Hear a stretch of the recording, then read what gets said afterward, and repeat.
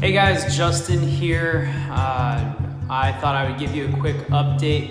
So recently what's been going on is that the Y90 treatment has been ordered and we are waiting on those radioactive beads to get here from Canada. And right now it is currently scheduled for next Friday for the infusion.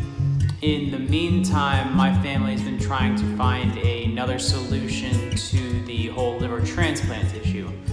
So even after I kill this tumor, my liver is still not functioning at 100%, and that's why I was listed on the transplant list back in February of this year, 2020, and I became disqualified at the Mayo Clinic due to this intrahepatic cholangiocarcinoma.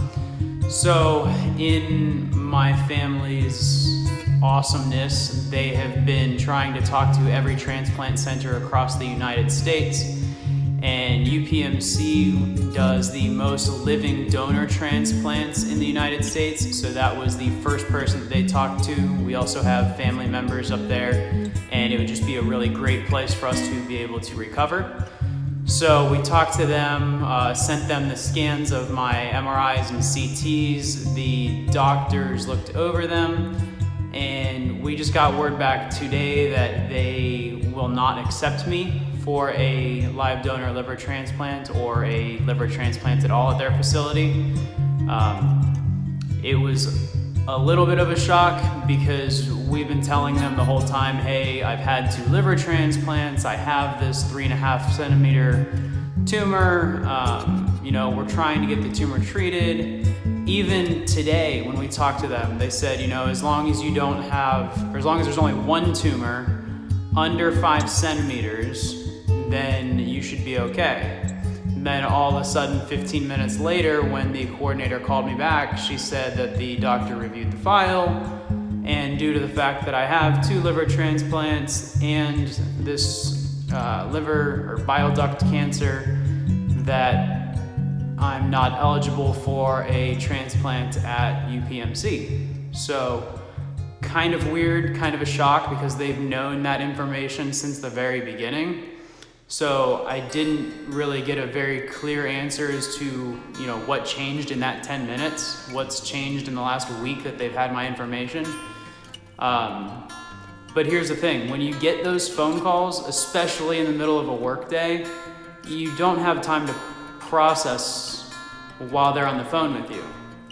Literally, it's, hey, this is Justin. Hey Justin, this is so-and-so from UPMC. I just heard back from one of the transplant surgeons. He reviewed your file, and because you had 2 transplants and you have this bile duct cancer and tumor, you're not qualified for a liver transplant here at UPMC. I'm so sorry. And just silence, do you have any questions? It's like, well, I don't know if I have questions. I don't, you just told me that you guys are, hanging me out to dry, and good luck finding something else. After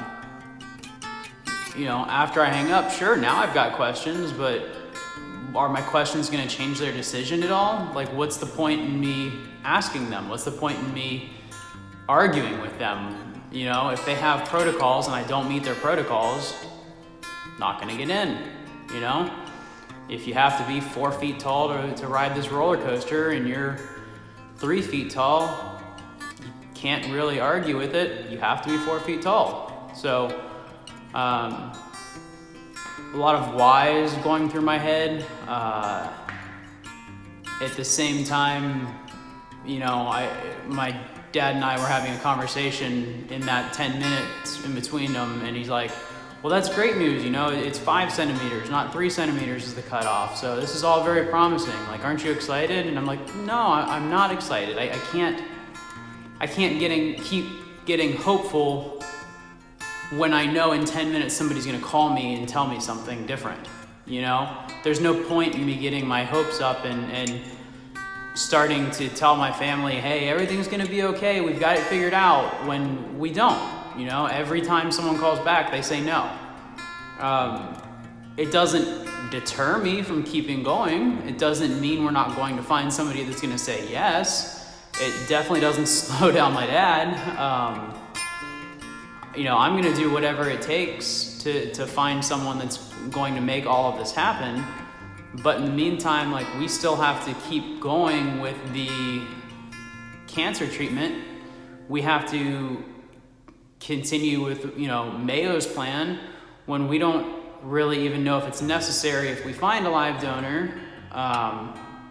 There's so many different variables going on that it's hard to tell what's a higher priority. So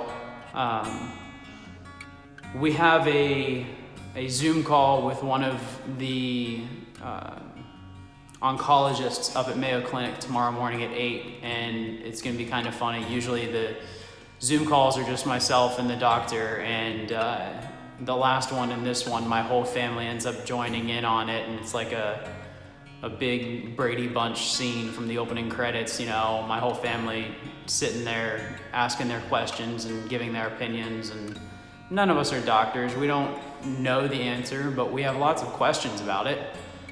Just like I'm sure you do if you found this video and you're watching it. But yeah, so that's today's update. Apparently UPMC can be crossed off the list. We're going to check in with MD Anderson out in Houston. We're going to check with Duke. We're going to talk to, we have some connections here at Tampa General Hospital that we're going to talk to them and see who they know. We know a lot of people being in and out of hospitals so much that we can call upon, and then doctors themselves have these really tight-knit networks. So we're hoping that we can find somebody that has a good answer or a good clinical trial or some sort of good news without building up too much hope in one answer. It's not that we're not hopeful. It's not that I'm not hopeful. I know that we're going to figure this out, and I know we're going to make it work. I just don't know how we're going to get there yet. And so that's the biggest part of this whole thing, right? Everybody is trying to console me that it's okay, we're gonna get this figured out, and that's not ever been my concern, ever in my whole life. I've never been worried that, will I get a liver transplant? Will I survive the operating table? Will I wake up tomorrow? Like, that's never ever been a concern for me. It's more just we have to figure out how to do it, and we just gotta go after it, So yeah, it's kind of shocking when you hear no, or you hear we can't do that for you, because to us, to non-doctors, right? What's the difference? What changed? But I know that it's a complicated case. I know that I've got a complicated medical history. You guys will learn that. I was in the middle of shooting another vlog today about Crohn's disease, and so I'm gonna try to finish that one up. But with this phone call came in, I just thought I would stop and update everybody on that, and we'll see where we go from there. So I'm going to go ahead and get back to work, because I have a lot to get done today. Thanks guys for watching. If you want to stay up to date, hit subscribe. If you think that you guys can gain some value from these different video clips about bile duct cancer, about PSC, about Crohn's, about all of these different things that you have to go through, to the different hoops you have to jump through to get answers, things like that, hit that like button, and hopefully we'll see you guys next time.